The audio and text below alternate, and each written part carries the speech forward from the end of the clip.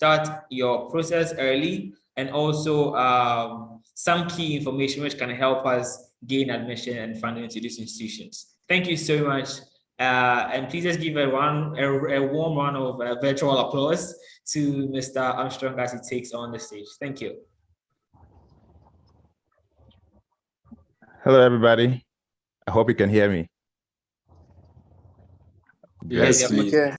Okay, I'm happy to be the first person to talk. Okay, all right, I can continue now. So please, those of you who may be on the road or somewhere where there's noise, kindly mute your mics and can put your videos off too. Maybe let me show my face so at least you get to see who I am. I hope you can see me. Yes, you are visible. Yes, please. Okay, great.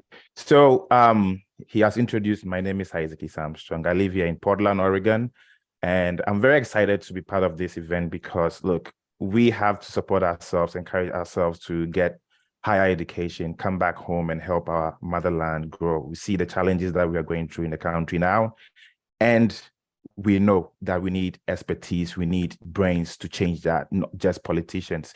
So being the first person to start this, I want to put some fire in all of us.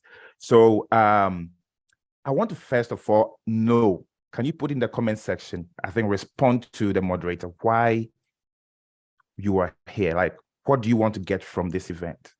Just a word or two. What do you want to get from this event? This is going to guide us to understand how we, capture information for you so you get the best out of today. Second of all, why do you want to study abroad? Because there are so many motivations behind why people want to study abroad. And let's be frank, like, don't try to be a politician. Don't give me a political answer. Tell me the truth. Do you want to just relocate abroad? The reason why you want to study abroad is very legitimate. Do you want to come here, learn more, and come back home and make an impact? Legitimate. Do you just want to go to an Ivy League university and just show that you also have the brains? That's good. Do you want to get cultural experience abroad, get good education, and get a good job and get good salary? That's also there. So put that in the comment section. I just want to see that. And we are going to use all of that to, make the conversation more fun. I'm not going to do the typical presentation thing. I have a whole presentation slide to send to you, but I want us to talk through these issues. We need to start application process very fast if we need to get ahead of everybody. Now, that education is very expensive. Even in Ghana, the public universities are getting very expensive. For the private ones, the least said about them, the better. But we can go to school for free. What do we need to do that? We need to target good universities that have good funding, plan ahead of time so we can be ahead of the curve. But unfortunately, most of us don't do that. Most of us, we just want to go to school because maybe after school, I didn't get a job and I said, okay, let me just apply for school. Or for some of you, you just want to travel or something. It's become, can you, whoever it is, can you mute your mic? Comment.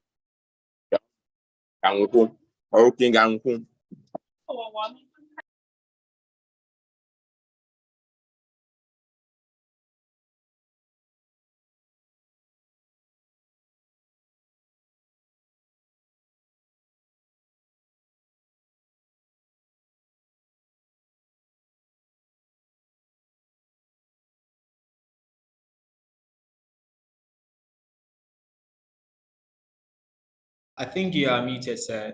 If you would. Wait, was I muted all this time? No, I think in the past 10 seconds. Okay, all right. So I'm reading some of your comments and it's really interesting. Some of you, to get a scholarship with a GPA of 3.2, you want cultural experience, PhD and all that, improve your skills. Yes, it's very important to aspire for all these things, but you need to have the information to do that. But to get the information, get it ahead, way ahead of time and prep. Now, I'm going to share my screen. Host, can you give me the ability to share my slides?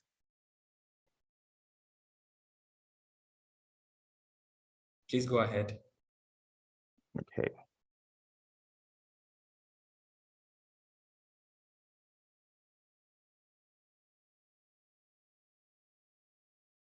Yeah, I'm not seeing the option to share my screen. Did you give me the right to?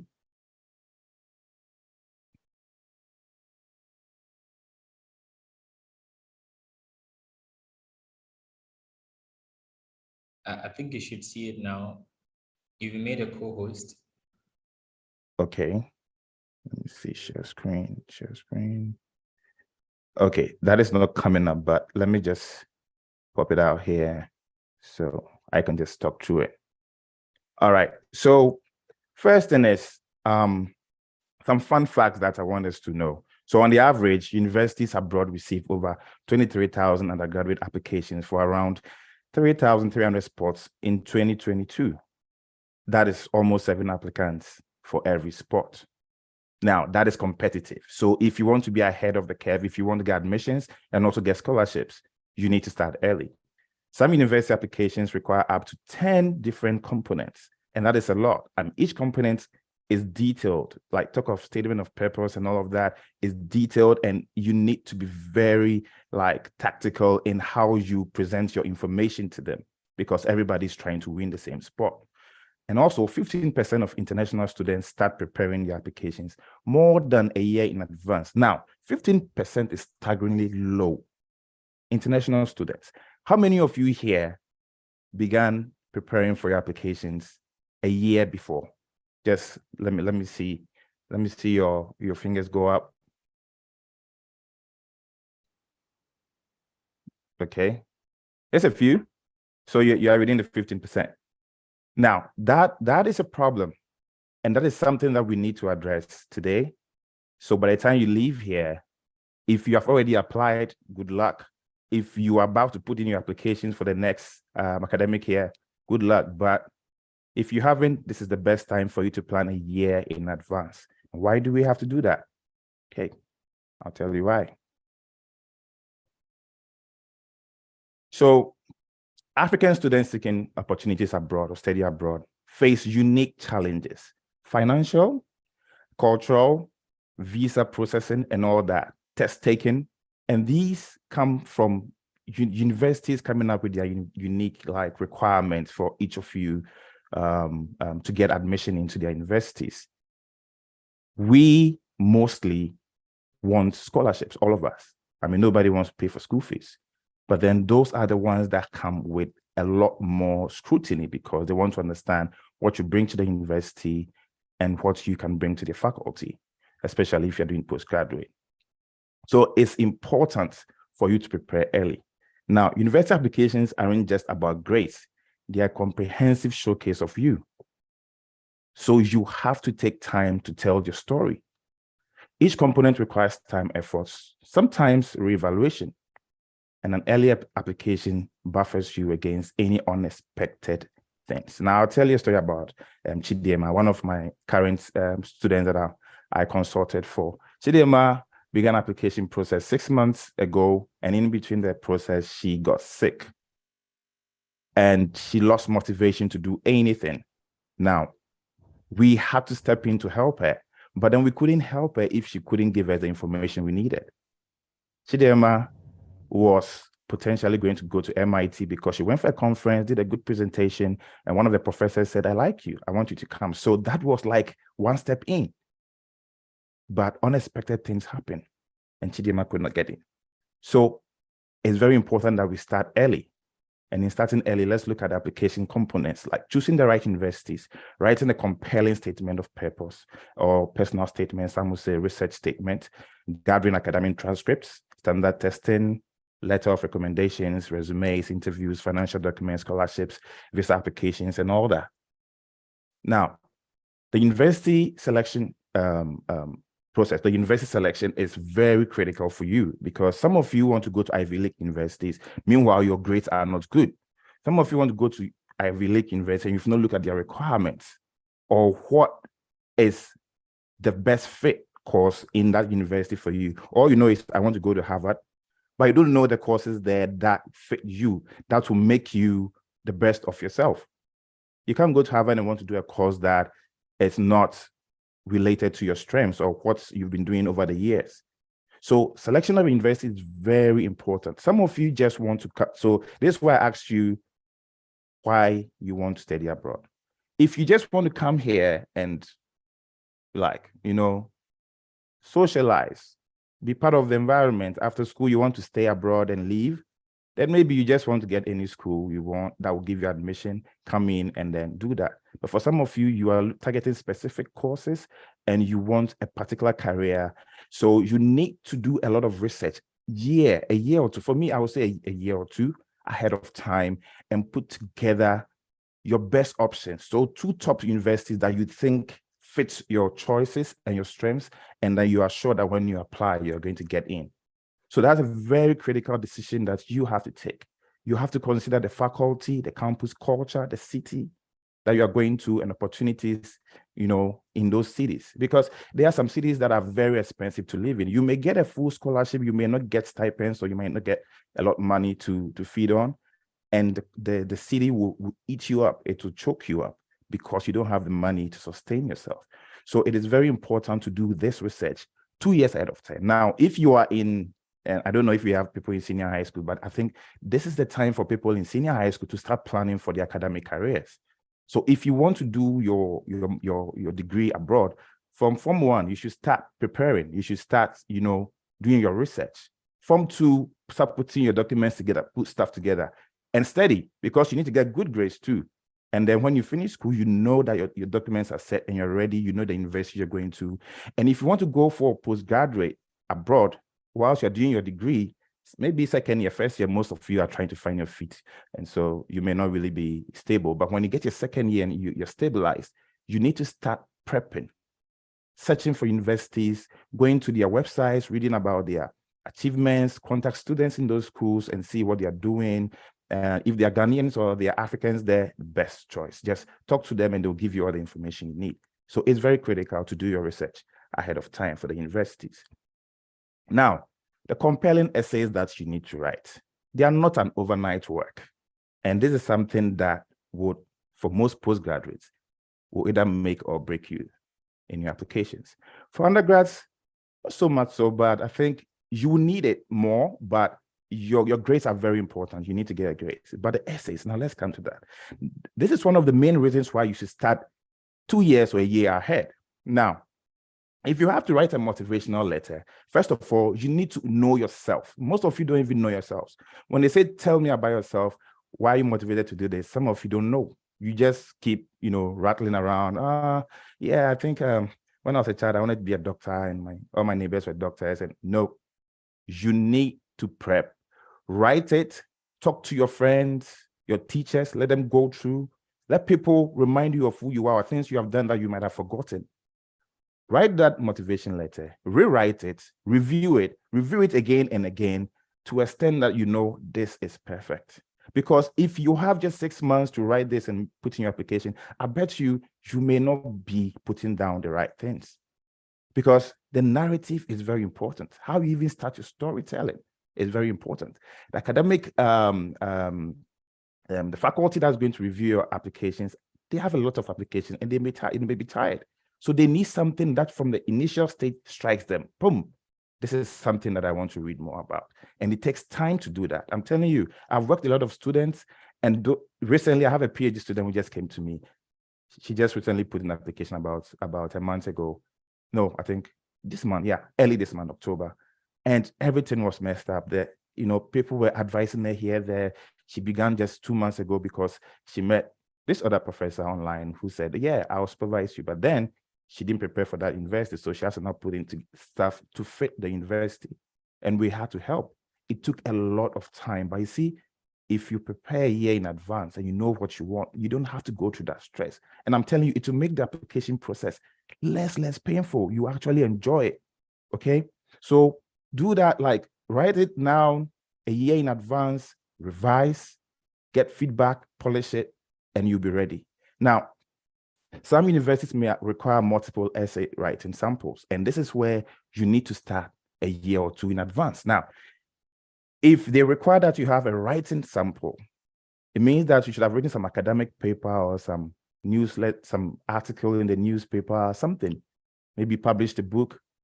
And if, let's say you just decided to apply this year and you haven't done any of that in your life, how are you going to make that statement in your essay? How are you going to lie? No, because they actually go online and find out about you. They want to read about your essays. You have to put in your samples. So it's about time. If you are planning, please give yourself a year. Sit down. Get a topic that's trending, or talk to somebody you know who is in academia or who is at the university doing their PhD or something, master's. Ask them, can we write an article together about maybe the economic hardship in Ghana, if it's actually related to what you're going to read? And yeah, that should be very noted. Whatever you're writing about should be related to what you want to read. So you have to be very measured. You have to be very intentional about your essays.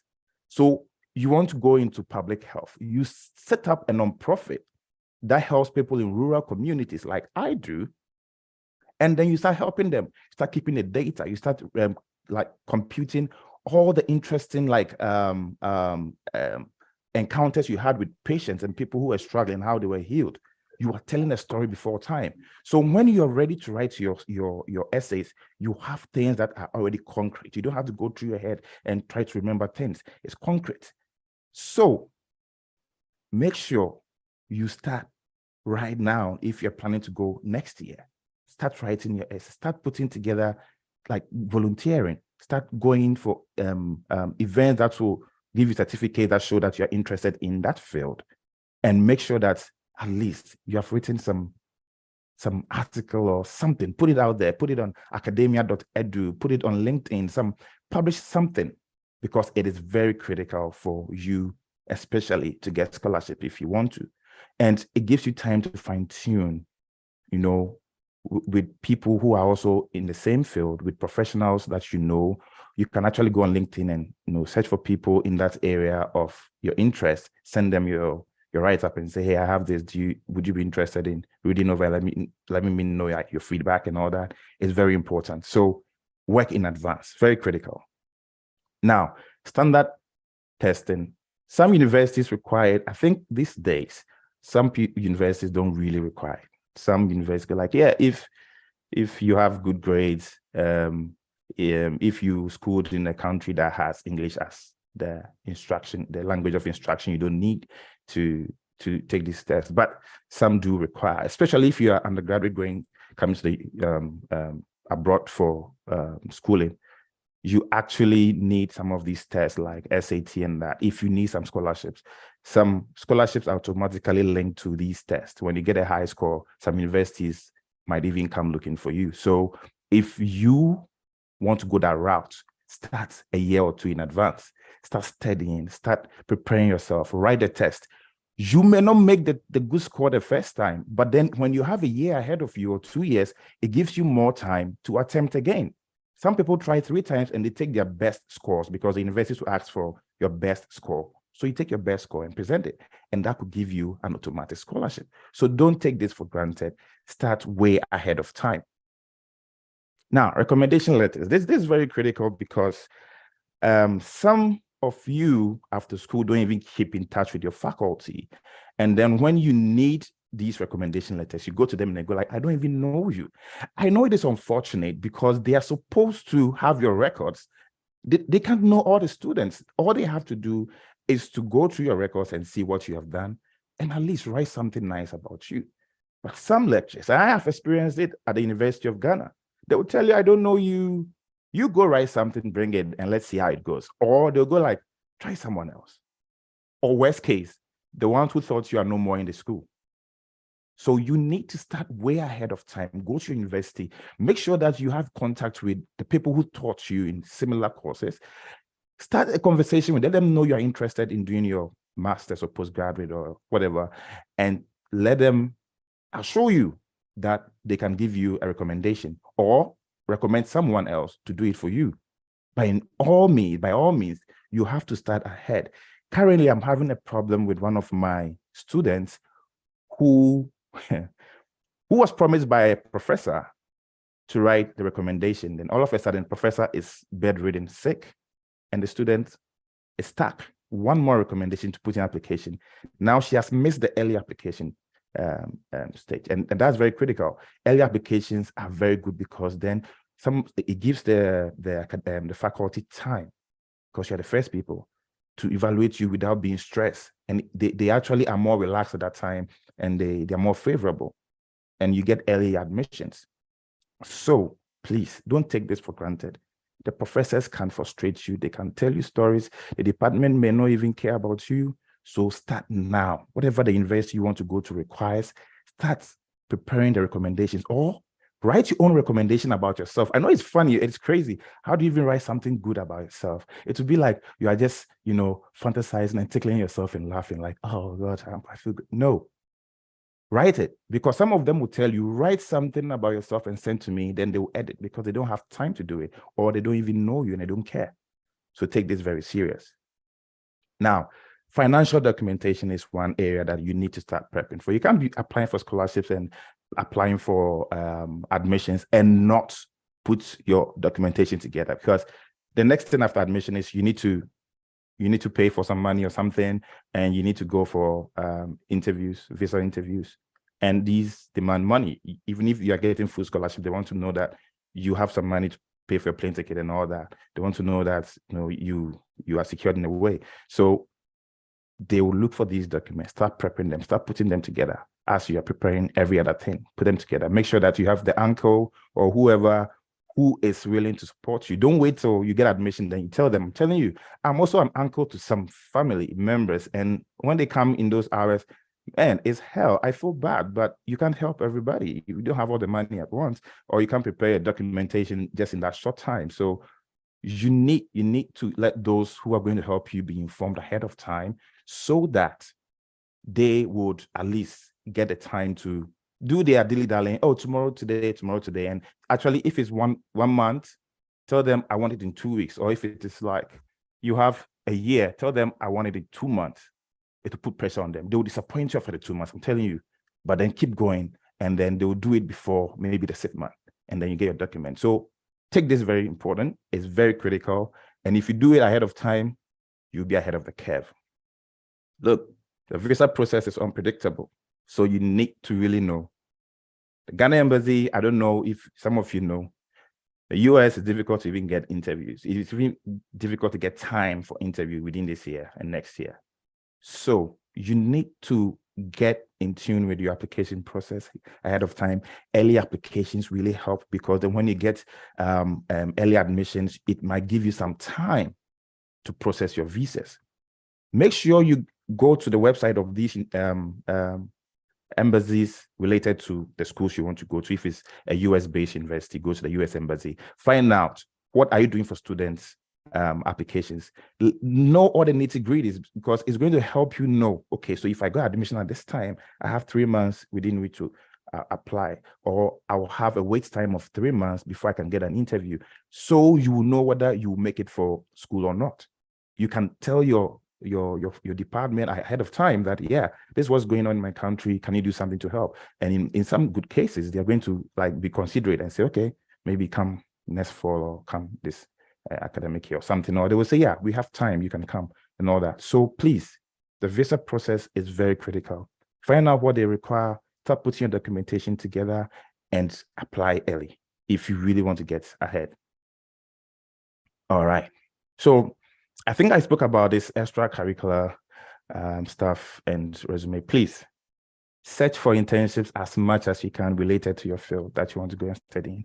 Search for it with all your hearts, like go all out, be hungry, search, go on LinkedIn, go on job sites everywhere, because these give you something to say about yourself and your ability to take a postgraduate or a degree in a foreign land. Like working in multinational organizations really help, because then you have the cultural know-how to balance yourself when you have different people around, like more of diversity. Take a course in diversity on LinkedIn or somewhere, or Udemy somewhere, because it's very important. They want to understand that you have that kind of cultural acceptability when you come to a foreign environment. Make sure that you attend seminars. Make sure that you do some volunteer work, because I have seen applications where they require that you have some volunteer work, and volunteer in places that relate to what you want to do. Don't just volunteer anywhere. Fine. Sometimes, yeah, they just want to know that you are that person who can give back to society, who is hardworking and all that. But you need to be very measured about what you're doing. Link it to why you are applying for the scholarship or for the admission, and get them to read this in your story, in your personal statement, how you going through all these experiences have built you to be ready for the program that you're going to read. So please, it takes a long time to do these things. So start 2 years ahead or a year ahead. If it's now and you haven't done that, I'm sorry, but you may not be competitive in your application. Some people write over you. I mean, like when I wanted to go to Harvard, I still want to go to Harvard with my PhD. I think I'll also have to go for some advice. I had to buy this book, How They Got Into Harvard. I bought this like when I started my postgraduate certificate program at Harvard. And then I got these two, Successful Harvard Application Essays. Thing is, I'm reading that and I'm building my essays because I want to know how people got in. You need to find a way to make yourself the top candidate for admissions, top candidate for scholarships, and don't leave any stone unturned. Go all out, okay? Now, I want to do an exercise with you, and I want you to bear with me. It's going to take like a minute, but it's very crucial. Can you close your eyes right now? Can you close your eyes? Clear everything in your head. Like, don't think of anything. Just be quiet in your head, quiet, and visualize where you want to be in the next year or two. Just visualize. Make sure you visualize. If you don't see it, then you're not serious about where you want to go. Why we are doing this is what you see, what you imagine is achievable. But I want you to see it. I want you to close your eyes. I'm going to be quiet for like a minute. And when you are done, you can put in the comment section where you saw yourself or what you saw yourself doing. All right, let's go. Please, if you are walking on the street, don't do it, or stand somewhere, otherwise you fall in the gutter. Please. So just close your eyes. Enoch, I see your eyes are not closed.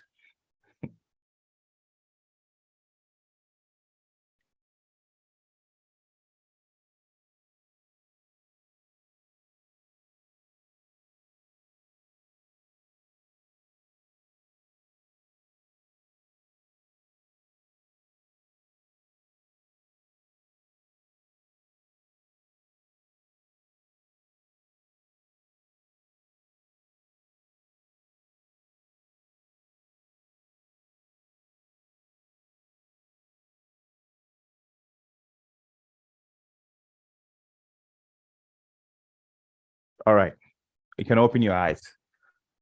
So you can put in the comment section what you saw yourself doing, what you see, you be it, you achieve it, but you need to work at it and give yourself time to do that. Otherwise, it becomes a burden.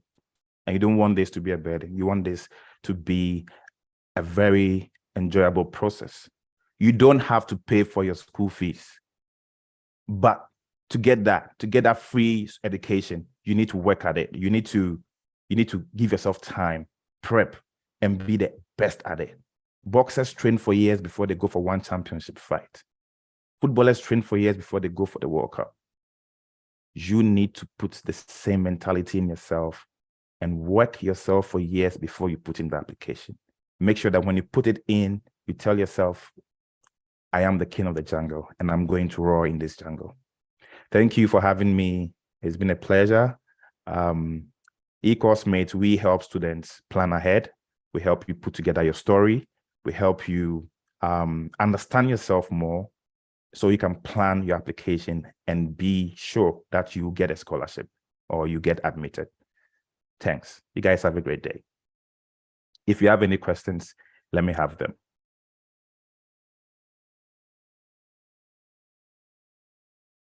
All right. Thank you so much for that insightful session. Thank you so much, Mr. Armstrong. Well, certainly, I envision myself. I'm sure most of people over here envision themselves out of Ghana. Yeah, just by the way. And thank you so much for walking us through the process. Well, one thing I actually took from everything you said was to start the process very early. Most of us often, get calls around April, sometimes February and March, and then they're asking you to help them the applications for fall. I mean, you've already lost the funding, to be very honest. Mhm. And unless you have money to pay your fees, it's always advisable to begin your application way ahead of time. It helps that way. Thank you so much. Please keep dropping your questions in the comment section. After the third speaker is done, we'll have an interactive Q&A session where the speakers will be answering our various questions for us. So because of time, we'll just quickly jump on to our next session with Mr. Danny Texon. Mr. Danny Texon, as I already introduced, is currently in the US and will be walking us through the application processes on how to apply to schools in the United States of America. So, Mr. Texon, are you available? Can you hear me? Yeah, I can hear you. Can you also hear me? So if you can hear me, the stage is yours now. So please, let's just welcome him with a round of virtual applause. All right. Thank you guys for having me, and I would want to thank the first speaker, Isaac, right, for the wonderful insights he gave. I believe he has said it all. And one thing is that we usually think that things work here or outside Ghana, basically as things are in Ghana. So here everything works in cycles, and it usually starts from the fall. That is like around August, all the way to a cycle of May. Then there's a summer break. And it's not just only school applications, even with jobs, So in my program as a PhD student, when you're about to finish your last year, you do what is called, you go on the job market. You start your job applications just like you do for school. You put in applications by November, December. Then you wait by January, February, go for interviews. Then by April, May, you get offers. Then you start a job in August. So everything works in cycle. And I want to encourage you that it's relatively a good time. October is not too bad. If you are now thinking of it, I believe that it's good. And you can make the timeline if you really be committed at it. And I would want to just give a brief, I just have like 3 slides or 4 slides to show. I'll not talk much.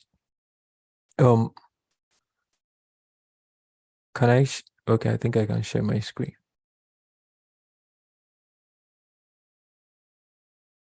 All right, please give me a second to figure this out. Okay, great. All right, so I just did some 3 slides to indicate some few things. So my focus is just to talk about master's school application, mainly with how to get funding and possible scholarships available. So usually in the US, most of the funding come in the form of assistantship, which is graduate teaching assistantship or research assistantship and whatever it is. But usually once you get an assistantship, you are considered affiliated to the university some way, somehow, and usually get tuition waiver and some stipend as you study. And it's more often than not, it's a given for PhDs, with PhDs like 95, 98%, almost all PhDs are funded with this opportunity. And if they don't have this fund for you, they are not going to pick you for a PhD. So on that side, it's good. But on the master's side, it's a bit challenging because not all the schools do have that offer. Some have it, some don't have it. Some have limited options and it's a bit competitive. Everyone wants to get it. The second option is the internal internal third-party funding in the schools, which you usually get when you are in the school. So mostly it's given for like to people who are already in the first year going to like second year in the school. So that's not too important to us. And the last one is external third-party funding, which mostly does not really work as Ghanaians. It doesn't really work for us with respect to the US, because we see a lot of these scholarships linked from Ghana to UK or from Ghana to Europe. You see Chevening scholarships and the likes, you know. And because Ghana has it's Commonwealth country and is linked with the UK, most of the scholarships are in that direction.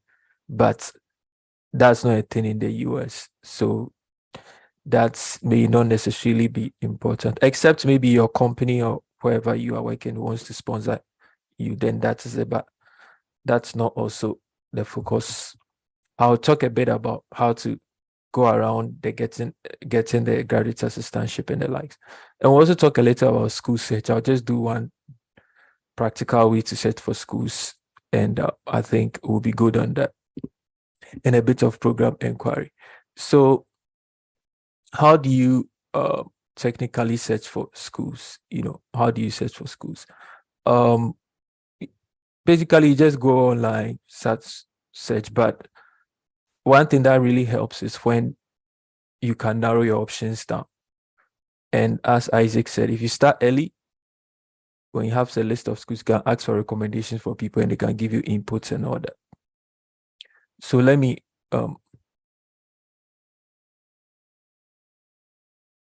share my window here and show you a couple of things.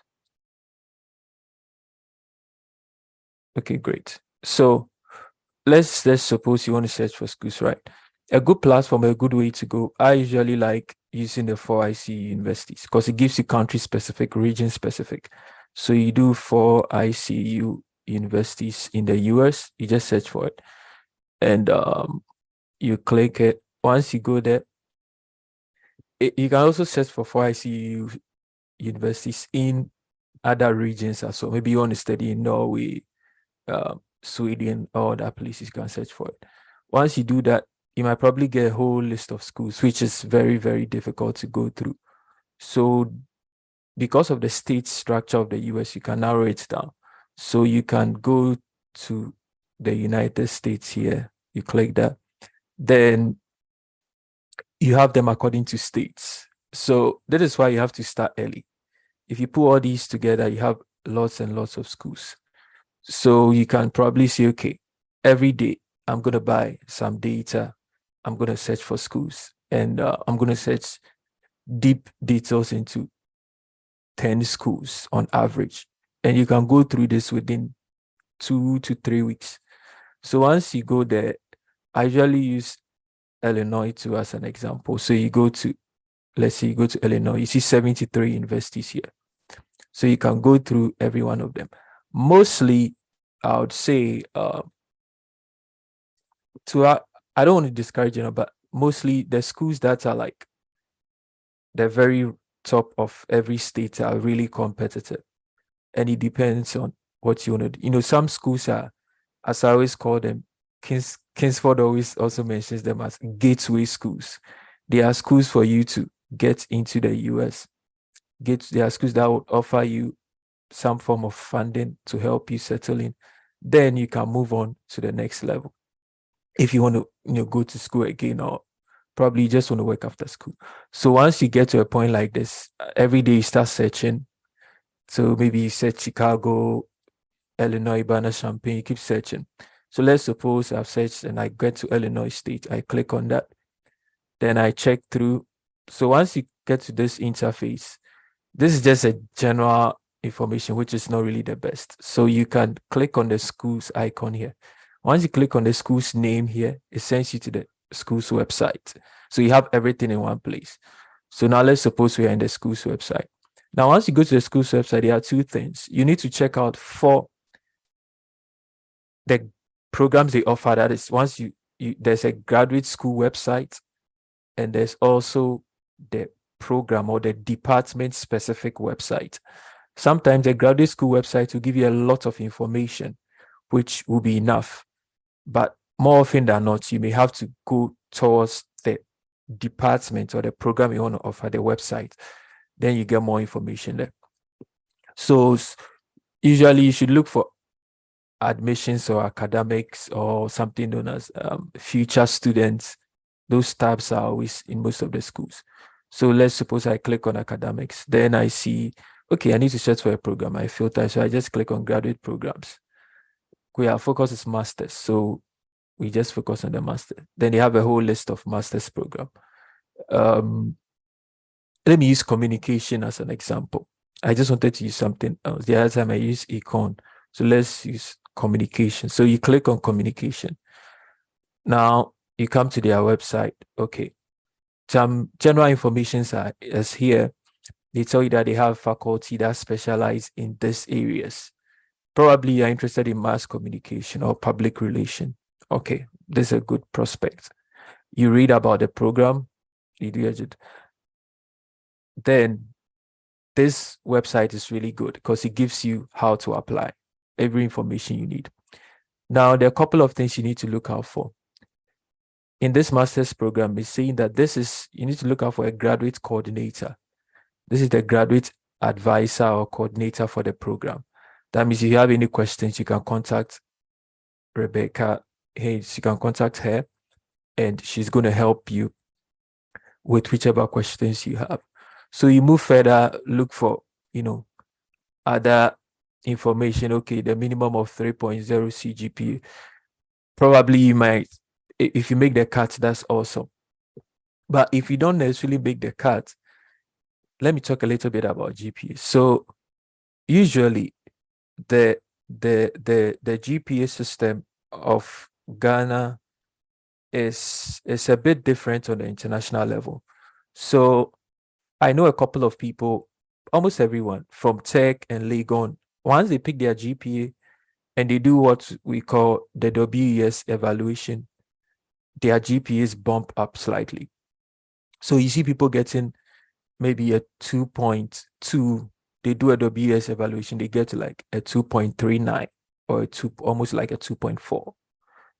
So if you are around the threshold of a 2.9, the WES evaluation, it's quite expensive, very expensive. It's almost $190, almost $200. So if the school is not requiring for it, then I don't think you have to do. But if you're around a 2.9, I would say consider doing it, because they'll give you a course by course evaluation.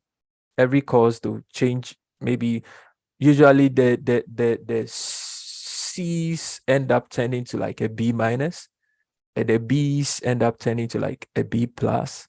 Not all of them, but usually most of them. So it gives you a 0.1 or a 0.2 bump up. So I would encourage that if you have the funds and you think the GPA is an issue for you, consider doing that. Consider it. Yeah. So once you ask for a transcript, you use that, you present that as your transcript. And that is accepted standard everywhere. So it tells you have to write a letter of application, which is the SOP. Every school have the way they call it.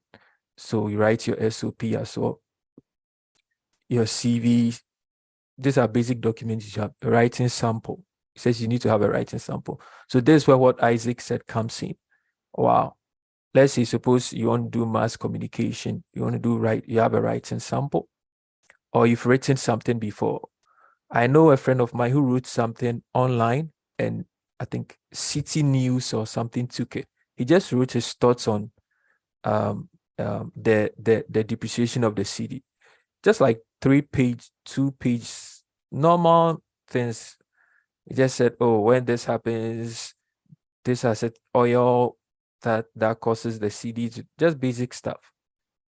And the City News took it and they posted it on their website. So he has that as a writing sample kind of.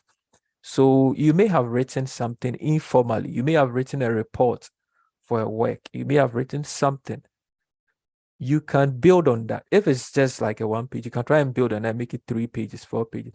A writing sample may be published, may be in the media space, or may just be a sample you just wrote. So you don't necessarily need it to be, maybe you never did a project work in your undergrad. You just completed doing basic thing, but you may have done some group something that you had to do some 5 page with your friends or something. Pick that same idea and extend it, write it on your own. Think of it as, okay, if I'm supposed to build on this, how can it be for myself? So you write it, then you can use that as part of your application. Yes. And a few things you need to also look out for. You need to look out if you are requiring tests, if they require GRE, TOEFL, IELTS, and the rest. And some programs you may not be able to do away with the GRE. Like, okay, with me, I do accounts. So at a higher level in accounts, maybe PhD level, you might not be able to do away with it because most schools will demand for it. But once you do a deep search, there are always some places that may not demand for it. So if you don't have the funds for it, you have to do more. You have to do more work. That's the point. But I'll encourage, if you have the money for it, try and take it. Prepare and take it, because once you take it, you are out of the pool of everyone who is trying to look for schools that don't take GR. That's number one. Number two, you've increased your chances to the number of schools you can apply to. So we've talked about WES evaluation, we've talked about GRE. So weigh all your options in all these things and see what will be good for you. Now let's see the TOEFL as well. Okay, some schools don't require because you are from Ghana and all the education has been in English. So let's suppose we are here, we don't really know. So let's open a new tab and follow up on this. So we look through, it talks about a lot, the requirements. Then it says for non-native English speaking countries, what do we do here? It tells you the minimum TOEFL required. Then it says that there are some waiver guidelines. It tells you to fill some, if probably some will tell you to fill a form and email it to whatever, but others will just indicate school, if you were educated in Ghana, you are good to go. So you don't need to show this. So then that probably TOEFL was your issue. Then that checks Illinois State University for you. Okay, so now going back to where we were, then you see application deadlines for so you need to have a whole list of like a notebook or something, compiling all this list, the requirements for each of the schools. Then we see the funding part. This is great because they have a very good website that puts the funding thing here. So it says, oh, there's graduate assistantship for some people, limited number, but there is. That's a good news. If you want to do communication, people keep saying that all the funding is in STEM courses, or the funding is in chemistry, physics, mathematics, and all that. No, when you keep doing a very good search, you can find some schools that will give you GAs that gives tuition waiver and assistantship, and you will be good. So you read all these requirements and you see how to apply. So it tells you how to apply. Some schools may not let you apply for GA separately. They would want you to be admitted first before they tell you to apply. So all these things, you need to read deep into it. And I want to tell you that no one can do this for you. You see, there's no shortcut anywhere. If you want to go the shortcut route, you only get schools that would admit you and tell you to come and pay school fees, because their interest is for you to give them money. But if you put in the work, you see that it is actually worth it. No one got scholarship on a silver platter. Do you get it? But it was free. They just did a lot of work and they got it. And I believe you can do it. So these are all things that come with it and extra information. And if you need further inquiry, you can always put your details here and ask them, and submit the question to them. Or better still, you can just go back to the graduate coordinator and email her. Now, let's suppose that you don't get all this information in one space and you want to go further.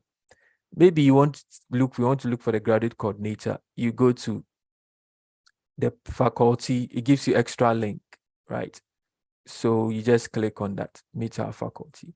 Now, once you go to the faculty, some people add faculty and staff, but it's faculty and they add their graduate students as part of their faculty because they may be teaching, right?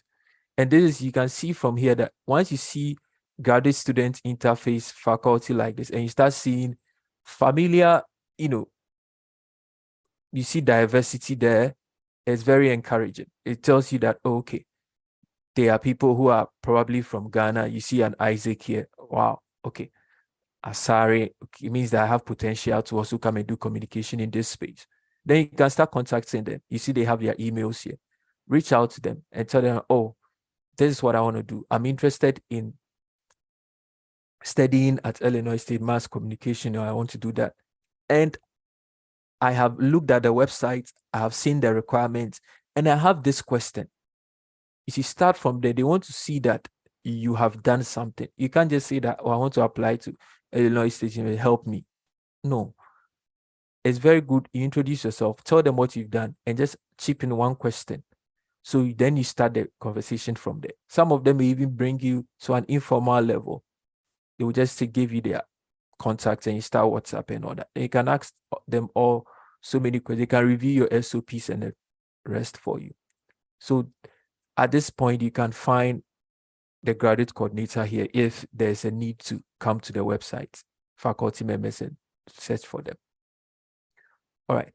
So I think those are the basic things. Sometimes on the website, you may not see all this information, right? You may not see all this information. So you might need to send an email. But before I go to the email, let's do another thing related to the search. Now, suppose you've seen a school, you don't really know, you are not seeing much information about it.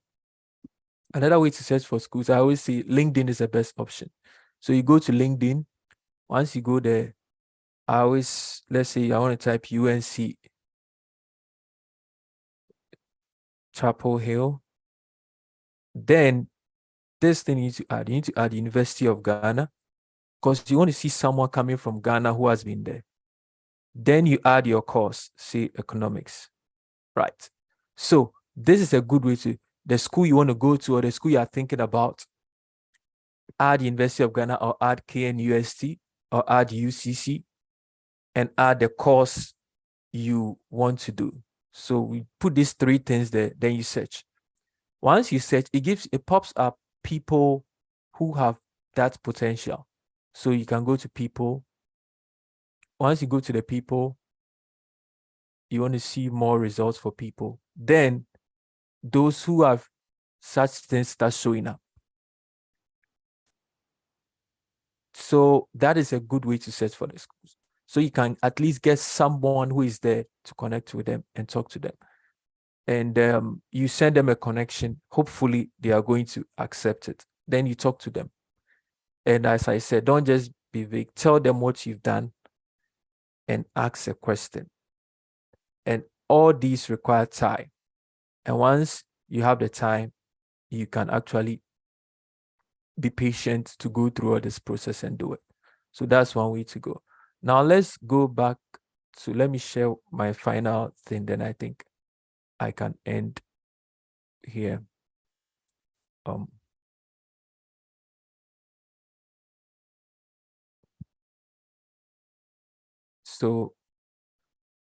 Okay, so back to the PDF. So now suppose I've seen a lot of things. I need extra information. How do I go about it? Some schools will tell you that, some programs will tell you that they can't admit you till you have a supervisor, right? So talk to a faculty member. And this is common in the science space. They'll tell you to find a professor who matches your research. Or sometimes even in the arts space, it's also there. Someone who wants to supervise you. So you need to send out emails to them. But let's see a sample email you might send to a graduate coordinator. And comb the website well if you don't see all the other information. Now let's say you want to do some inquiry about the program. So you just say, oh, you have an email, the subject is graduate program inquiry. Then you do, hello, Professor so-and-so. I hope this email finds you well. I am Danny Texan, a potential for 2023 prospective applicants to your master's program at University of, let's say, Illinois Urbana-Champaign. I hold a BA in so and so from the University of Ghana. Then maybe you put your GPA there. Then maybe you have a master's and a master's degree, or and a professional certificate in ICA or whatever. You can add that. Then you say, please, I have some questions I want to ask you. Some programs didn't state clearly that there's graduate assistantship. You can ask. Oh, usually I find it a bit weird, to just ask, do you give graduate assistantship? It's quite some way. So I modified the question a bit and made it, oh, in general, how many students do you admit? And how many of them get graduate assistantship, so that you can know, the balance there. Then you can also say, if you want an application fee waiver, you can ask them. If you want to know if the department give application fee waiver, sometimes they'll direct you to another, to someone else who can help you get the application fee waiver. And you can ask, is it relevant? Maybe it's a research-oriented program. You can ask, is it relevant to reach out to professors before applying? They can say, oh yeah, do reach out. Sometimes they can tell you that there are these 3 professors who are looking for students, so reach out to them. And always try to attach your CV and your transcript, because if you don't attach those, you might be thought of as I'll not say a scam email, but once you put at least your CV and your transcript, when it opens it, you say that, okay, this is a student. They see something legitimate about you.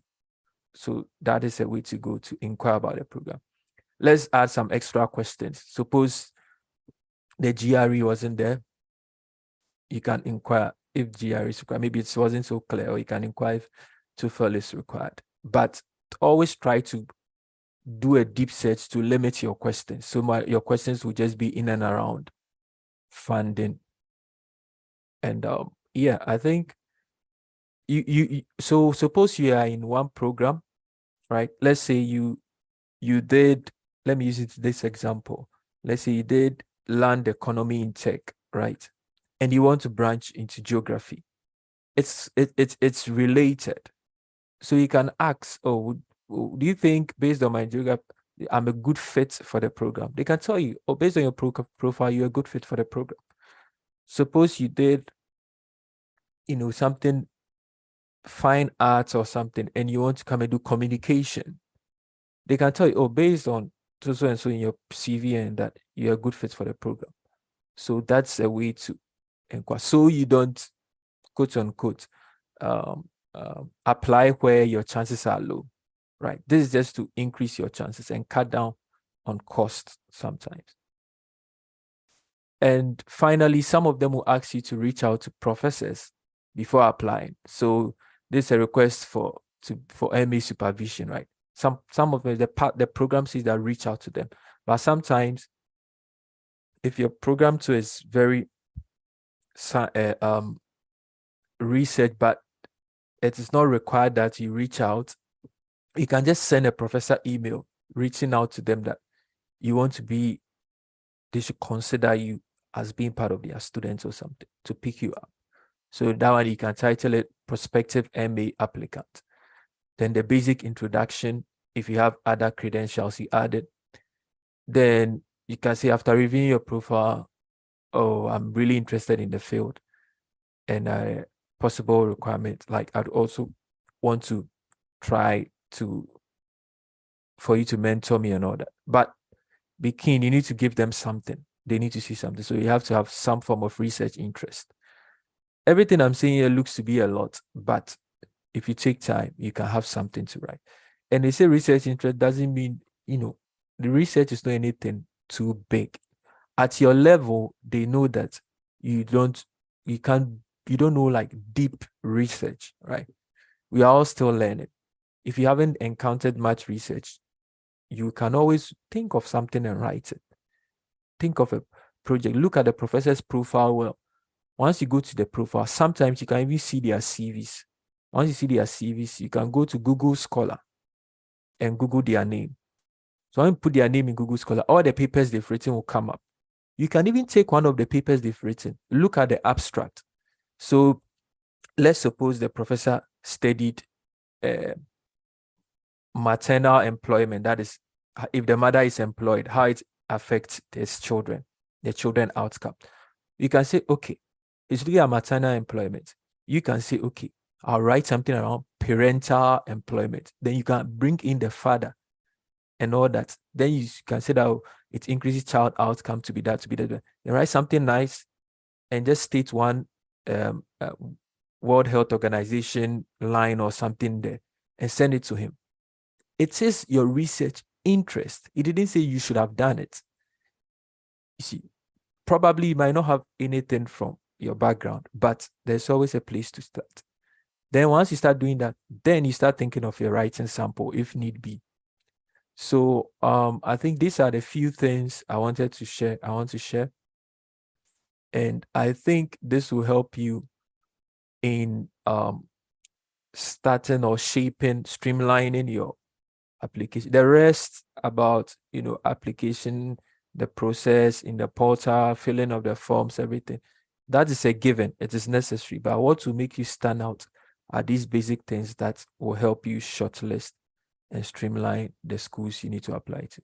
So I think on this note, I'll end here and I'll give it back to the moderator. Thank you. Thank you so much. We really appreciate. I think by now most of us who have never tried this whole applications at least have an idea of where to start from. We know that we need to start early, and two, we know of one important website called the 4ICU. Thank you so much, Danny Texan, for that insightful and very direct presentation that you just walked us through. So the next on the bill is our own Emmanuel Dankwa Afarabia, and she will be today walking us through PhD applications in the UK. We've got a lot of questions coming in. Just hold your horses. We'll be going through the questions one by one after Miss Emmanuel. Actually, she's a doctor now. She's Dr. Emmanuel Dankwa after she's done with their session. So just keep your questions coming in, and then Dr. Emmanuel, if you are ready, please let us give her a round of virtual applause as she takes over the stage. Thank you so much. Yeah, thank you very much. And thank you to Danny. It's great to be speaking with you again. So I would like to welcome everyone again and to just start off by saying thank you also to the organizers. I think this is very important. I actually wish I had more things like this when I was applying. So it's good that there are more initiatives in Ghana to support people through applications. And also thank you, Isaac and Danny. There are some things in my notes that have already been touched on by Danny and Isaac, all of which are very important. I will briefly mention them, but I would not go into depth as I had planned. What I have planned to talk to you about today, and please hold on. Okay, great. Can you all hear me clearly? Like my volume fine, etc. Perfect. Okay, great. So what I have planned to talk about today center on strategy and scholarships. Okay, strategy and scholarships. Now, we've seen that there are a billion things that one could possibly do when planning an application, but it's important to approach this with strategy. Strategy is not necessarily action. Strategy is your plan on how you're going to achieve a certain action. And I'm sure many of you already on this call are saying, wow, like I have to do this personal statement, blah, blah, blah. How do I do it? One of the things that have been really helpful in my career, and I've seen people ahead of me do that, is planning and having a timeline. So that's my first point on strategy. How can you ensure that you have a good strategy for application? The first is develop a timeline. Now, what are the sorts of things that can go into the timeline? The first, of course, are the dates that pertain to the school deadlines that you are looking at. So schools have their different deadlines, and you want to make sure that in planning your timeline, you also taking into account the timelines and the deadlines of the different schools. So I have a sample timeline which I want to show you. And if you could permit me to share my screen, organizers, that would be great. Yes, you can do that. Okay, great. Cool. Can you all see my screen now? Perfect. Wonderful. So this is a very, I heard someone say no. Victoria, can you see my screen? Yes, please. Okay, wonderful. So this is a sample timeline which you could draft. As you see, like it's just like a skeleton, and it might really depend on you and when you want to apply. But there are two things I would like you to see here, that you are considering many months and possibly over many, like at least a couple of years. So now it's 2023 October, you are attending the seminar, well done. But then from here, what do? You've heard about building a group, and that's what I call school portfolio. I'll talk about it in my second point on strategy, but you want to build a collection of schools to apply to. Danny walked us through an excellent way of how to do that. When would you do that? You put that in your timeline. So here I have 2023 November. You want to make sure, for example, you are saying you're going to apply, you're going to select schools in this month. Then say in December, based on the schools you've selected. So one of the characteristics of this timeline is each step is building on the other. You cannot start to write an SOP if you don't know what the schools are looking for. So you first find the schools and then start assembling the material. So in December, for example, here I have assemble materials SOP. And then in January, I have assemble recommendation letters. Actually, you want to think about recommendation letters earlier when you do know the schools and what the schools require in the recommendation letters, because the people that would be writing these for you are potentially busy people, and you want to give them enough time, as Isaac alluded. So you have several months and you want to do this sample. I can send this sample to the organizers and they can add it to the materials available to you and edit it. On the right, the rightmost column has deadlines. So you have school 1 deadline, school 2 deadline. So as you're working down and as the days are rolling by, you would be able to say, oh, wow, I have 2 weeks to the deadline of school 1. Now, a note on deadlines. Please, please, please. It is so upsetting when you are trying to submit on the last day and the system is down because 10,000 other people like you all over the continent are submitting on the same portal. I have experienced something like this. I won't advise you to wait till the last day. If the deadline is on a given day, set 1 week ahead. At least it would also just ease the stress on you. So don't wait till the very last day. There's something about like last minute, you know, like when we're in school, sometimes like you would want to wait till the very last hour when the teacher is going around collecting the homework before you start working on it. Generally in life, that's not a good attitude to have. And certainly in school applications, you don't want to do that. So those are just my main points on this timelines. First, make sure each of the things follow through from the previous action point. Also ensure that you are putting in the actions based on the deadlines of the schools. Now, what is not shown here in the timeline, and disclaimer, this timeline is only the timeline for preparing the materials. I'll repeat that. It is the timeline for preparing the materials. It is not the timeline for preparing yourself for the application. Now, what's the difference? The materials are the things you're going to submit. Preparing yourself and investing in yourself is the proof of what you're going to submit. So that starts now. The previous speakers had talked about internships and research opportunities.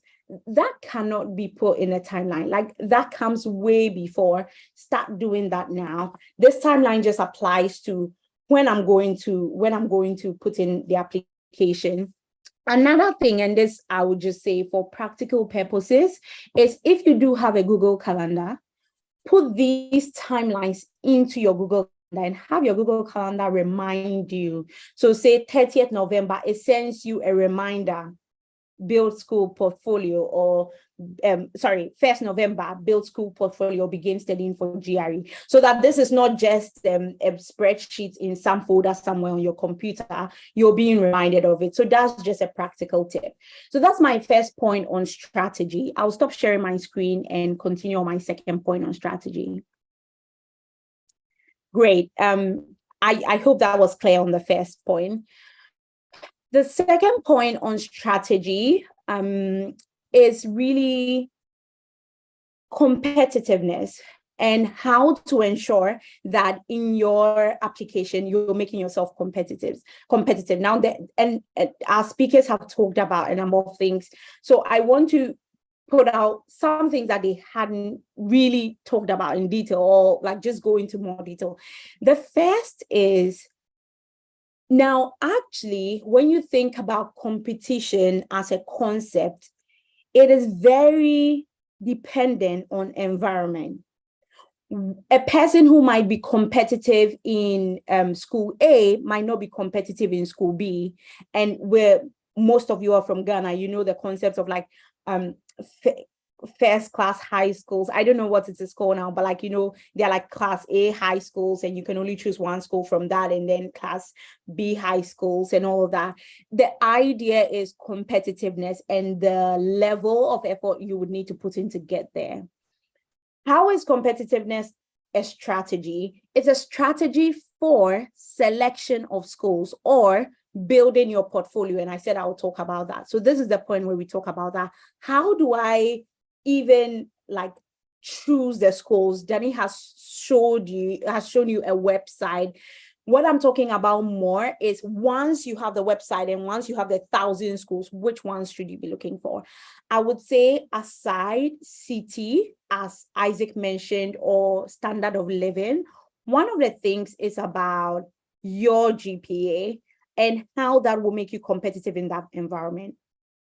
It is very important to balance your portfolio according to your GPA. What do I mean by balance? If your GPA is about 2.3, please do not pick schools where the cutoff is only 2.3.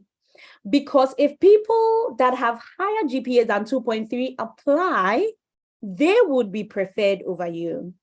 You want to pick schools that have cutoffs also below 2.3 so that you will be more competitive. Does that make sense? So the idea is just balancing your portfolio of schools in a way that makes you maybe mildly competitive in some places, but very competitive in other places. Because if you're always dealing with people on your level, maybe borderline. But if you're dealing with people that might have GPAs lower than you, then you are more competitive. And I would say I don't advise people to apply to schools that have higher cutoffs. I mean, you could, but the chances are low. And since sometimes you would have to be paying application fees, please think about this competitiveness part. So that's one on strategy. I really like that we're having these discussions because really it's not just about applying, it's about applying with skill and applying in such a way that would land you to the right place. A quick note on application fees, although I hadn't planned to talk about that. Increasingly, schools in the UK are having, and even in the US, are having waivers for people from certain backgrounds, certain low and middle income countries. Ghana classifies currently as one. And so you would want to look through and see whether you qualify even for an application waiver. So you don't have to spend $100 or $110 applying for something where you could put in an application to have that waived. Some schools do it automatically. If you say, I'm applying from Ghana, some schools you would have to write an email or an application. So please think about that, especially for those of you who are saying, oh, I don't want to be applying to many schools because it will cost me a lot of money. Not necessarily. Good. So we've talked about timeline as one point of strategy. We've talked about balancing portfolio as another point of strategy. The third point of strategy I would like to talk about is proven. Now, what do I mean by proven? Proven that you can do what you are applying to do. This is what I mean. Now, you're applying to go study, say, communications or marketing, etc. One very basic proof is your degree. Is your degree connected to what you want to study? Now, that's not a general rule. There's exceptions to the rule. People have done master's degree in things that are not related to their undergraduate degree. How did they get around that? Still prove. You do not only have to prove by your undergraduate degree. You can prove through your stories, through your experiences, all of that compiled in your personal statement. So for example, I studied mathematics in the university, but one of the courses I was considering for my master's was environmental science because I wanted to branch into sustainability. Now, how do I prove that that's something that interests me? I'm coming with a mathematics and statistics background. Can anybody give me suggestions? Like, how do I prove that that's something I could potentially do? A maths person who begins to be very interested in environmental science, climate change, sustainability, etc. And that's a hot topic now. Any thoughts? Oh, someone said I went to GEHE. That's just by the way, I didn't. Thank you very much. Okay, so your work experience, great. Yeah, that's a way to prove. Taking relevant courses. So you guys get the hang of it, right? So it's not just your degree, but you need to prove. So you get the hang of it, internship, work experience, taking relevant courses, volunteering. Now, somebody says research interest. Well, it's as Danny explained, it's your interest. You may not have necessarily done research in the field, but one of the things you could do is to do some research with somebody who is interested in sustainability. I had a degree. I had experience, as they read my bio, in organizing plastic recycling initiatives in the University of Ghana. And so I had that proof to say, we've done this. I did this with a number of colleagues and I was interested in this. We've done this for 4 years. I really know the disadvantages of plastics in places where they shouldn't be. I have been involved in this organization. Please, can you make me do this master's because I have some proof, right? So please don't be constrained. If for some reason, I know parental can come in the way of what people read in their undergraduate courses. And sorry if you really did not like your course, but don't feel constrained. Think about these ways, as your colleagues have suggested in the chat: internships, certificates, courses, work experience, volunteering, through which you can branch into places where you want to be. But again, the general idea is you need to prove. One of the things that you would also like to prove, particularly for those applying to PhDs, is just research experience. Because even in masters in the US, you will do some research. In the UK, it's for a year. And again, I want to be highlighting the differences. So in the UK, master's degrees are typically for a year and typically without a component of intensive research. For that, you may not need to show any research experience. However, if you want to go and do a master's and it's maybe 2 years and there's going to be a research component, It helps. It makes you competitive. Again, we are on strategy and competitiveness. It makes you competitive if you can prove that you have had some research experience. One way you can do that through your undergraduate degree, and a very key way a number of people do that is through project work. I don't know how it works in KNUST and other universities, but I know in the University of Ghana, when you are majoring in a course, you have the choice to either do a combined major or a project work if you want to do research, if you want to be competitive, if you want to have experience in what research looks like. I would really encourage you, take the project work option. So I'm going to tell you a story about like someone who had a project work just feeding into what she would want to do. So her project work was in studying diseases. Oh, you know who that person is. I just sold myself out. But anyway, my project work was in studying diseases. I had no idea that I would want to continue that for my PhD. So I did that for about like 4 months in the maths department at the University of Ghana, looking at how you can use mathematics to study how diseases are transmitted.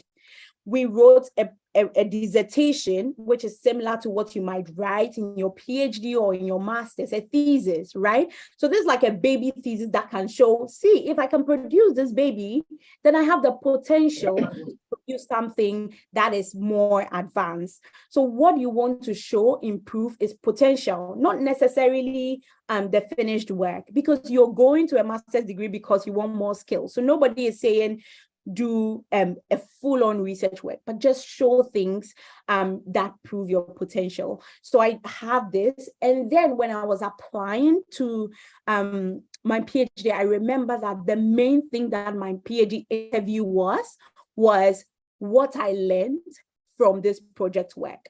Now imagine I didn't have any research to fall on or any research experience. What was I going to talk about? I hadn't done any research. All I would have been used to was studying for courses and passing and doing coursework. But coursework is different from research work. And that's something you might want to think. If you're currently not in an academic institution and you want to do some kind of research, I would advise you to go to the third principle, the third strategy, and that's people.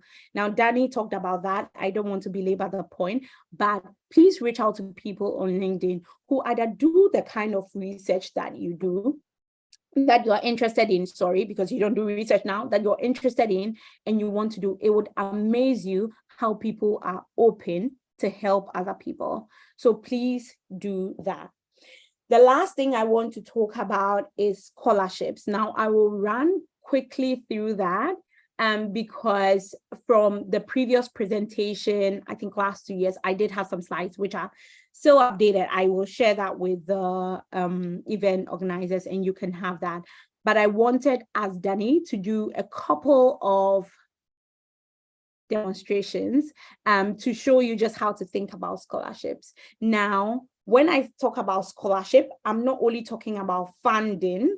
I've talked about the first part of scholarship, and scholarship really entails your research and career, your research interest, So when people say scholarship, their minds only go to money for school. No, scholarship can also mean what kind of academic attainment do you have? What kind of research experience do you have? So I've talked about that kind of scholarship, but now let's look at the money kind of scholarship for the UK, because it's very different from how money flows in the US.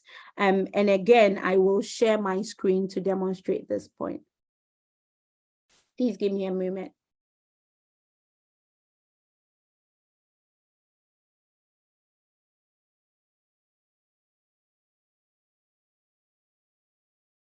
Okay, so I'm showing you a screen of the Chevening Scholarship. Just as Danny had said that in the US, there are like external funding, internal funding. It works the same way, except that in the UK, and again, it's really important that you listen and think, where do I have the most chances? In the UK, there are fewer graduate assistantships.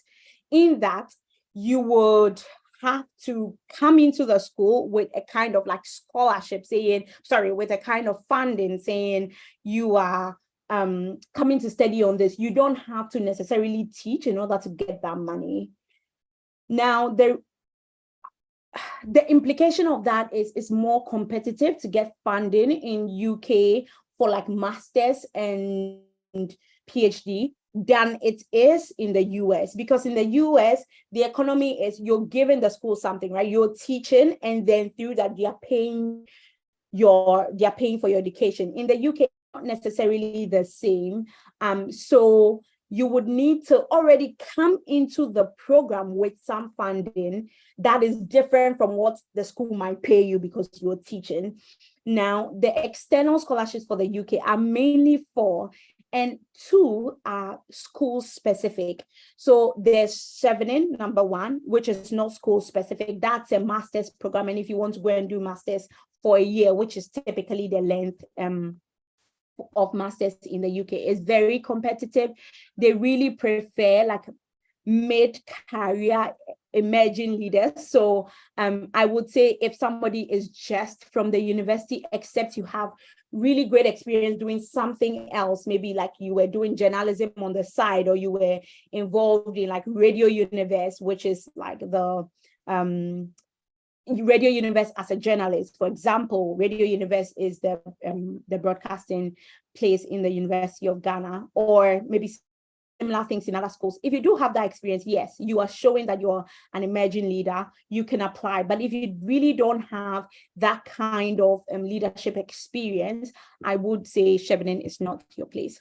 And then there's the Commonwealth scholarships, which I'll also link to the Great Scholarships, which are also very not school specific, but all for either masters or PhD. So again, note that the Commonwealth, you can do a PhD on it. You would need to apply through the Scholarship Secretariat in Ghana. And in the slides that I would share, and I explained in the previous year, they do have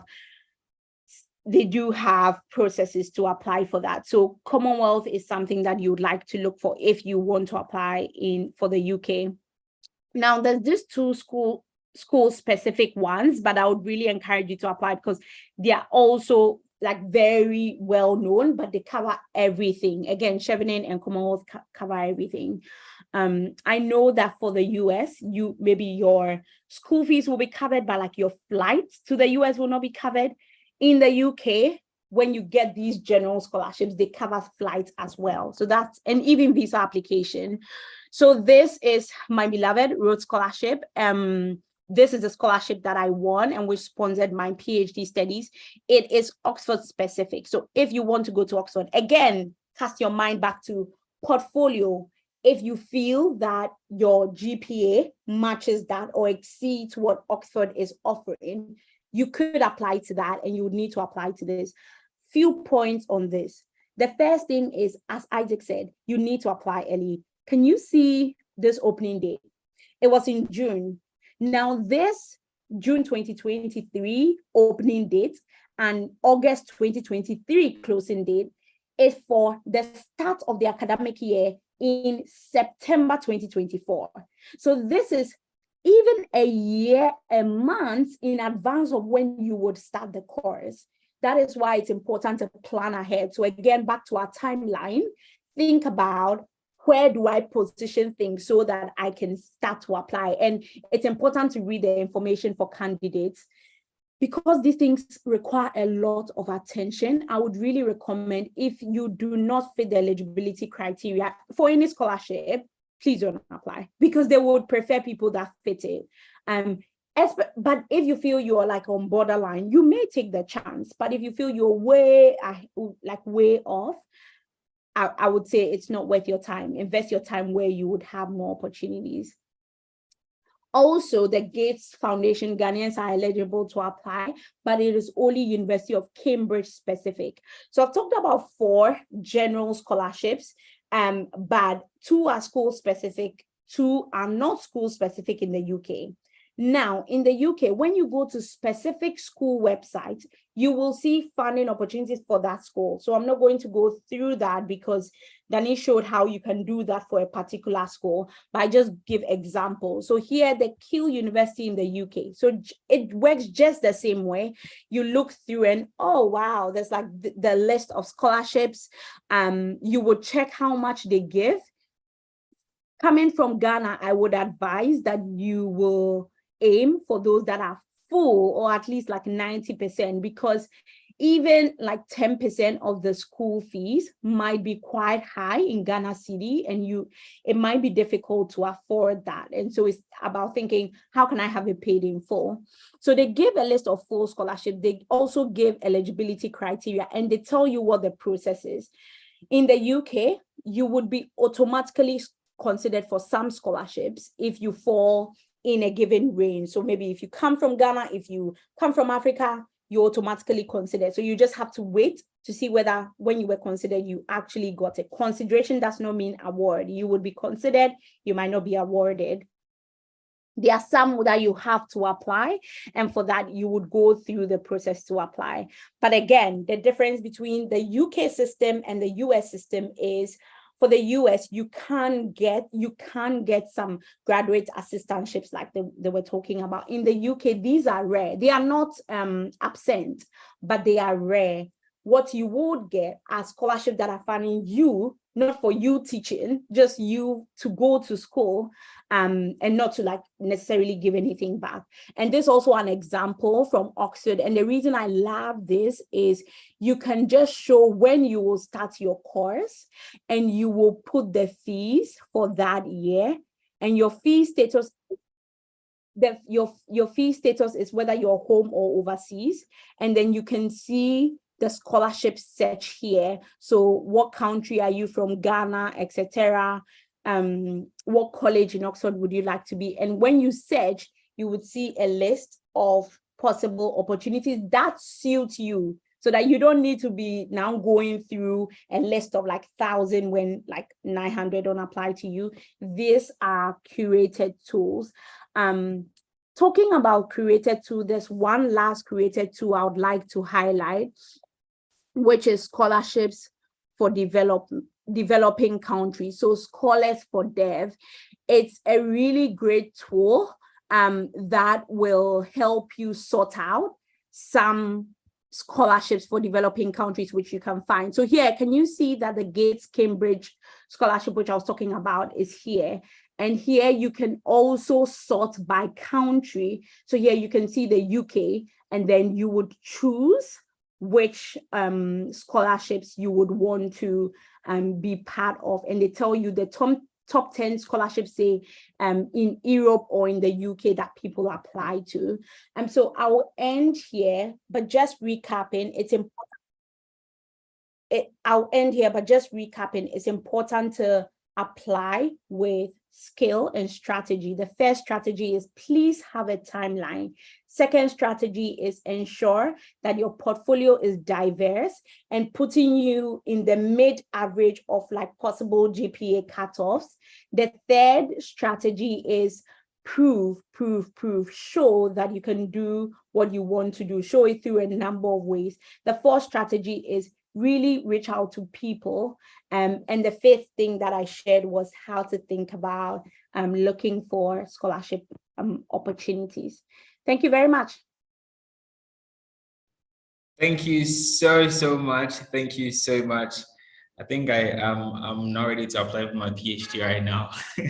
Thank you so much, Dr. Manuel. It was an insightful session that we've had with you. I hope you've all learned a lot, and I know that most of us still have lots of questions coming in. So finally, we are here at the Q&A session.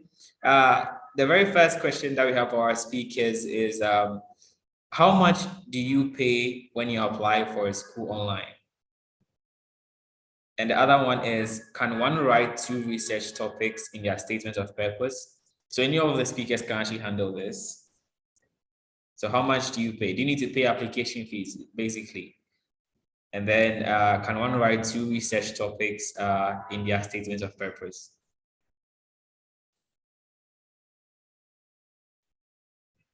Dr. Manuel, do you want to take it? So I do. It varies is the short answer. Schools would charge anything between, I have seen between $75 to $150, or nothing, that's $0, depending on where you come from. So please do look for schools that give free applications or application waivers. But if you want to pay, you should be thinking 75 to 150. 150 is on the top side, but yes, I've seen schools charge that. I wanted to know if you can apply and pay later. No, no. For your application to be complete, most schools require that you have an application fee put in. Okay, I think Danny, this will be suited for you better. Someone wants to know what are some of the countries you can study at even with a low GPA? Wow. You can study everywhere. I think low is relative, low is relative. So you really have to. The only thing is that you have to do a lot of work in searching for the schools, but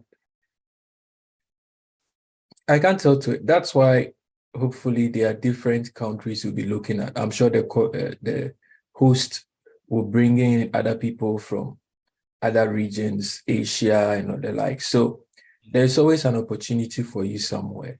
I don't have any country or school on top of my head. Yeah, thank you. Okay, so Cornelius is asking, he says, I have a very good GPA and a very good GRE score. Well, congratulations. But now working on my SOP, do I stand a chance if I apply for next year fall? And how many schools would you advise me to apply given this short time?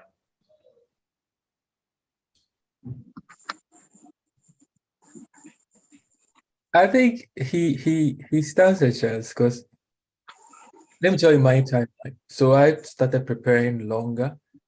I did the best part of informally looking at the requirements over time. So if let's say I'm supposed to go to school somewhere next fall, which is August, I started preparing 23 January, right? By preparing, I started looking at the requirements. Okay, I need to take GRE, I need to do that, I need to do. Then I started preparing for my GRE somewhere around May, and I took it. So I'd spoken to my recommenders and everyone. So they were waiting for me. So once I think I took the GRE November 22nd or something. But I was able to meet all the December deadlines just because I told those who were writing my letters ahead of time. So if you have your GRE score and everything now, that means you've already started preparing, because even to know that GRE is required, it's a preparation, right? So you still stand the big chance because they haven't started reviewing for 2024. You might not probably stand a chance in spring 2024, but if you're looking at fall 2024, you are good to go. Just make sure you start speaking to those who write your recommendation letters, because that's usually that's what's not dependent on you, right? So you're in a good shape. Right. Someone also wants to know how long, it says, how long will I be allowed to live or work in the country after studies? I'm thinking the person doesn't want to come back immediately. And the person also is asking about how safe countries like the US and the UK are. Danny, do you want to talk about the US and then I can talk about? Okay, so I would say this is a big question. So you can even question that how safe is Ghana, right? Because there are issues that happen also in Ghana. But you can't be too careful. You have to be careful, but you'll be fine. That's what I mean. The US is safe. So, and there was another part of the question, but if you have something to add, you can add to that. Yes, so in the UK, you can apply for what's called a graduate visa. A graduate visa lasts for 2 years max if you did a master's degree, and it lasts for 3 years if you did a PhD. So yes, you can't stay that long, and then after that, you might need to apply for a work visa or get a company to sponsor your visa. But just based on you being a master's student, if based on the fact that you were a master's student in the UK, you can apply for a visa that can let you stay 2 more years afterwards or 3 more years afterwards.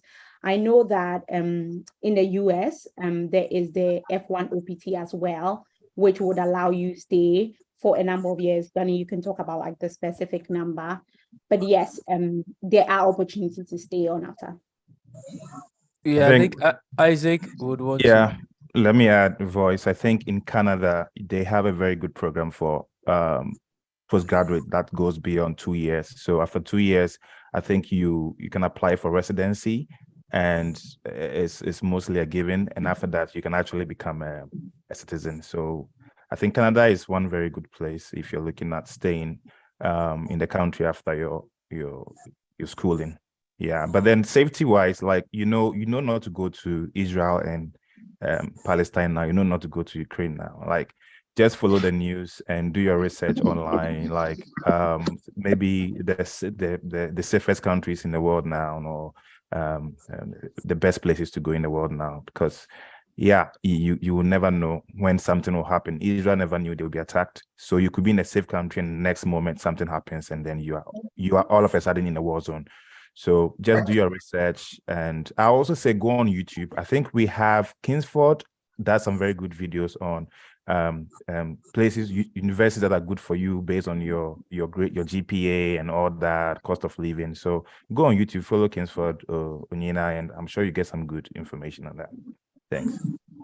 Thank you so much. So others are asking if they can contact our speakers. Well, yes and no. We'll be sending you feedback sheet for you to fill, so you can forward any questions that you have, and then we'll get you in contact with the speakers if need be. So yeah, that is the question. Someone was also asking if they would be made to pay their own accommodation if they have no relatives when they go to school. Well, yes, unfortunately, you'd have to pay for your accommodation unless it's part of your funding opportunity. And thank you so much for also mentioning Canada. So next week, 21st, we'll be having someone speak or talk more about the Canada application process. And we'll be having someone like Kingsford Onyina. So you guys should also bookmark your calendars and make it a point to be present next week. So are there any more questions before we move on to the final sessions? I think most of the questions on the chat has been answered already. Is there anything that any of our speakers would like to say before we finally bring this to a close? Let me add this final note. If you're here and you don't have a very good online presence, you should check what you post online. Make sure you have a very strong LinkedIn profile, put all your achievements, all your stuff there, because some of these supervisors, some of these schools actually search for you online. And if they don't see anything reasonable about you already, the first impression is not good. And you may put in a strong application, but you may not get in. So make sure you build a strong brand. Like Emmanuel said, that just get a strong brand, put your stuff together and let the world see it. And that's how you can get into some of these universities. Thanks. So get yourself a strong brand, put yourself out there, let people know what you're doing, literally make noise about what you're doing if it's going to help your application and your funding opportunities. So all too soon, we have come to the end of today's session. We've spent well over 2 hours on this call. So first off, I'd like to begin by thanking God for the grace that has brought us thus far. It has been an amazing and also wonderful experience learning from our esteemed speakers on studying abroad. I would also like to take this opportunity to thank all our speakers for taking their time of their busy schedules to share their knowledge and expertise with us. I mean, your contributions today have been invaluable, and we appreciate your willingness to pass knowledge to our audience. I'm sure today someone has taken at least a piece of advice or a website or a link or something that they need to start the applications today. Now, to our audience, I want to say a big thank you for making time to spend over 2 hours with us today. I mean, it's not easy. Your engagement and participation in the chat section have made this event a success and also very interactive. For those on YouTube currently watching us live, we thank you so much for tuning in and helping to make this event a success. And we hope that you've gained valuable insight into studying abroad, and you've already even begun applications as we speak. So as we come to the end of today's session, I want to remind you that we have another session scheduled for October 21st, where we will be continuing our discussions on studying abroad. We'll be talking about how to apply to schools in Canada, in Australia, and also in Asia. So those of you who are interested in going to China, those who are interested in going to provinces like Quebec, Toronto, and all those places in Canada, or if you even want to go to the US, you'll have like additional people speaking to us to advise us to the best ways possible to apply to these schools, to demystify certain thoughts about applying to very big schools, or what to do to find ourselves in the places that we want to go. Just like Mr. Isaac instructed us to do. Just close your eyes, envision what you want to do, where you want to get to next year, and then work on it. Just so we learn and also remind ourselves of that. Finally, I want to leave you with this thought.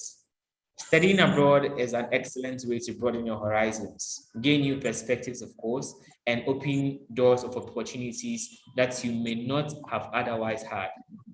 Don't let anyone tell you studying abroad is a scam or it's expensive or whatever. If you are consistent enough and you are determined enough, you are always going to make it. So if you're considering studying abroad, I encourage you to take the leap and explore the endless possibilities ahead of you. Thank you once again for joining us today. Just keep this in mind. We'll be sending you a feedback sheet soon. So if you have any other questions you'd like to add, if you wanted to say something that wasn't captured in today's session, we also would like to hear from you. And thank you so much for taking time off your busy schedule to join us today. We really appreciate it. Thank you so much. And one more thing, before you leave this call, I've just launched a poll. So just click, and then we can call it a night. Thank you so much. Once again, my name is Vincent, and I was a moderator for the first session of Best Grade Services Study Abroad event. Thank you.